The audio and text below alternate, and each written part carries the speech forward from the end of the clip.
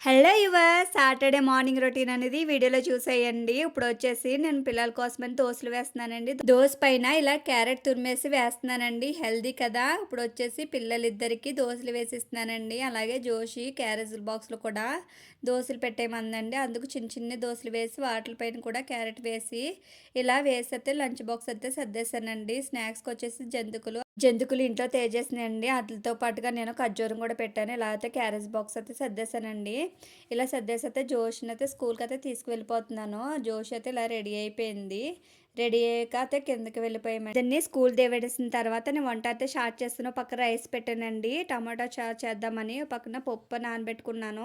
ఆ పప్పులో కొత్తిమీర, పుదీనా పచ్చడి చేద్దామని అన్నీ కోసి పెట్టుకున్నానండి. ఇప్పుడు పప్పులోకి నానబెట్టుకున్న పప్పు ఉంది కదండీ! దాంట్లోకి పచ్చిమిర్చి, అలాగే ఉప్పు, కారం, పసుపు వేసాను. టమాటాలు వేసేసి కుక్కర్ పెట్టేసుకున్నాను. ఆయిల్ వేయడం మర్చిపోయాను. మళ్ళీ ఆయిల్ వేసుకున్న తర్వాత మూత పెట్టేసి పోపు సామాన్లు కూడా తీసి పెట్టుకున్నానండి. అలాగే కొత్తిమీర, టమాటా పచ్చడి కావాల్సినవన్నీ కూడా రెడీ చేసి పెట్టుకున్నాను. కొంచెం చింతపండు అయితే నానబెట్టానండి. పక్కన అన్నం అనేది ఉడుకుతుంది. ఓ పక్కన వచ్చేసి పప్పు అనేది అయిపోయింది. మెత్తగా ఉడికిపోయింది కదా! పప్పు కూడతో ఒకసారి మేపేసుకుంటే సరిపోతుందండి. దాంట్లోకి చింతపండు గుజ్జు వేసుకున్నాను. వేసుకుని వాటర్ వేసుకున్నాను. సరిపడక పసుపు వేసుకున్నాను.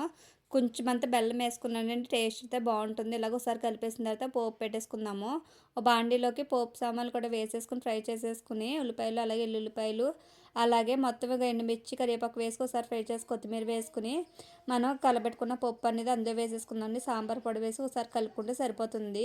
ఇలా అయితే పప్పుచారు రెడీ అయిపోయింది. అన్నం కూడా పక్కన ఉడికిపోయిందండి. ఒక స్టవ్ ఖాళీ ఉంది కదండి, దానిపైన బాండీ పెట్టుకుని ఇప్పుడు కొత్తిమీర పచ్చడి కావాల్సిన పోపు అనేది ఫ్రై చేసుకుందాము. ఇలాగా కొంచెం శనగపప్పు, మినపప్పు, జీలకర్ర, ఆవాలు, ఎండుమిర్చి, అలాగే నేను వెల్లుల్లిపాయలు కూడా వేసుకున్నానండి. వేసుకుని ఇలాగ పుదీనా, కొత్తిమీర కూడా కొంచెం ఉంది కదా, అది కొంచెం ఇది కొంచెం వేసుకుని ఫ్రై చేసుకుంటున్నాను. ఇలాగైతే ఫ్రై చేసుకున్న తర్వాత అందులోకి టమాటా ముక్కలు కూడా చిన్న కట్ చేసుకున్న టమాటా ముక్కలు వేసుకోవాలండి. అది బాగా ఫ్రై అవ్వాలి. ఆ ఫ్రై అయ్యాక కొంచెం చింతపండు అనేది వేసుకోవాలండి. వేసుకుని ఒకసారి ఫ్రై చేసుకున్నాక మనం ఇప్పుడు స్టవ్ ఆఫ్ చేసుకుందాము. స్టవ్ ఆఫ్ చేసుకుని బాగా చల్లారాక మిక్సర్లో వేసుకోవాలి. వేసుకుని అందులోకి కొంచెం టేస్ట్ సరిపడ ఉప్పు కూడా వేసుకోవాలండి. ఇలాగ ఉప్పు కట్టి వేసుకున్న తర్వాత అది పేస్ట్ అనేది చేసుకోవాలి. ఇలా పేస్ట్ చేసుకున్నాక ఆయిల్ వేసుకుని మళ్ళీ పోపు పెట్టుకోవచ్చు. నేను ఏ పోపు పెట్టట్లేదండి. ఆయిల్ వేసుకుని ఆయిల్ ఇటెక్కాక మనం పేస్ట్ చేసుకున్న దాన్ని అందులో వేసుకుని ఒకసారి కలుపుకుంటే సరిపోతుందండి. మీరు పచ్చడి పప్పుచారు రెడీ అయిపోయింది. Thank you for watching.